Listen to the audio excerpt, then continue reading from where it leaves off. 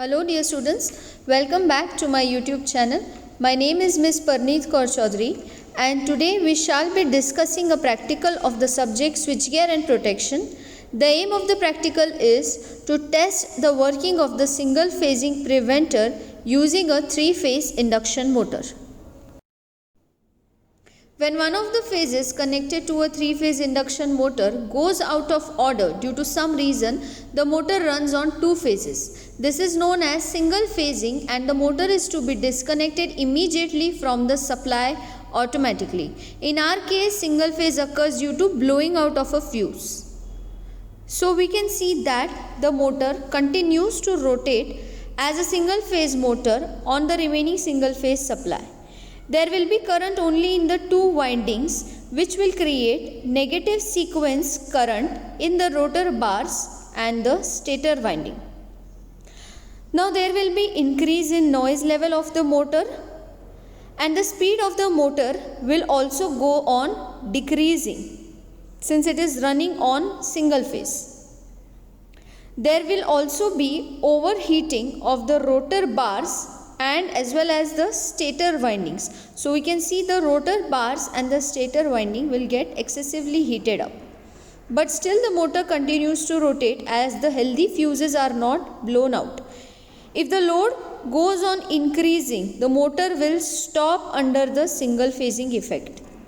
So current in the two winding increases more than the full load current.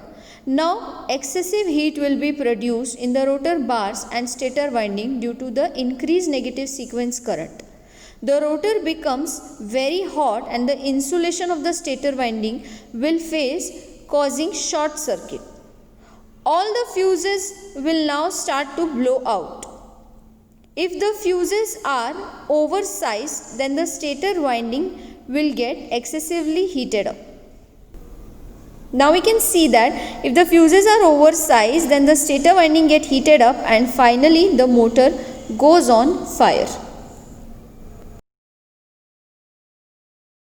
Okay, so we have this simulation panel for protection of a three-phase induction motor. So we have already discussed that three-phase induction motor undergoes various abnormal conditions like overcurrent fault, under voltage fault, thermal overload fault and single phasing fault. So out of that we will be discussing single phasing fault on this particular panel or this particular kit today. So now we will discuss the connections. Now here you see that this kit has the indicators. These are just the indicators to indicate the on-off condition of this particular panel. We have ammeter and voltmeter display over here so as to indicate what is the value of voltage and current. The mains MCB switch is provided to switch on this particular kit. Then we have the input terminals over here, R7, Y7, B7. These are the RYB terminals input and these are the RYB terminals output. So the output RYB terminals, motor terminals, these are connected to the three-phase induction motor that we have over here. So we have connected this three terminals to the three-phase induction motor. We shall now connect the input terminals to the supply that we have over here. So RYBN we shall be connecting to the RYBN of the panel. So we will make these connections now. So here we have connected the R phase of input. Similarly, we shall be connecting the remaining two terminals, the Y phase of input with the Y phase of supply, B phase of input with the B phase and the neutral. So this we have provided the supply to this kit. Okay. Now we have to connect the output terminal, that is the motor terminal. We have already connected them to the motor, but to observe the single phasing fault, we have to connect these three terminals with the RYB over here of the single phasing fault so that the single phasing preventer which is inside this panel gets connected to the motor. So, and we also have this indicator over here, single phasing fault indicator. Now we shall be observing the working of this kit, so you will be able to see that when single phasing fault occurs, the single phasing fault LED or this indicator will be glowing. So these are the connections that we have done.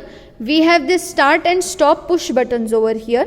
So when we will press the start push button, the kit will start getting supply. So first we have to provide voltage from here. So initially we keep this knob at 0 position, and later on we gradually go on increasing the voltage up to 415 volts, which is required by the 3-phase induction motor.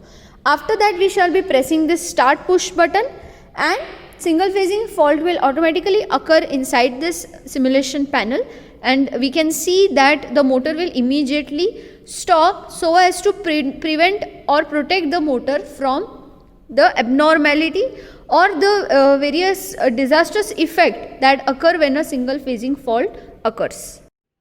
Okay, so we have the simulation panel for the protection of 3-phase induction motor against the single phasing fault. So we will switch on this panel. We have seen the connection. Now we will switch on this panel and we will check how this single phasing fault preventer will operate, and it will stop the supply, or it will disconnect the supply to the motor, and the motor will stop rotating as soon as single phasing fault occurs. Okay, so we will switch on this supply and we will switch on the mains MCB of this kit. Okay, so initially you see voltage is 0 because we have not supplied any voltage. We will vary this knob and we will start increasing the voltage. Now you see, as we are increasing the voltage, you can see the value of the voltage on the display. Okay, now the under voltage fault indicator is glowing. That is because the voltage provided is not sufficient. The 3-phase induction motor requires around 415 volt. So we will go on increasing this value of the voltage up to 415 volts.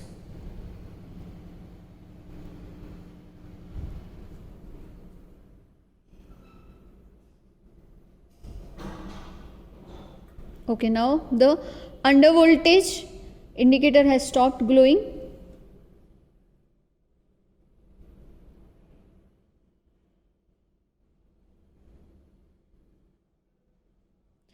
Okay, so now we have supplied around 415 volt to this motor over here.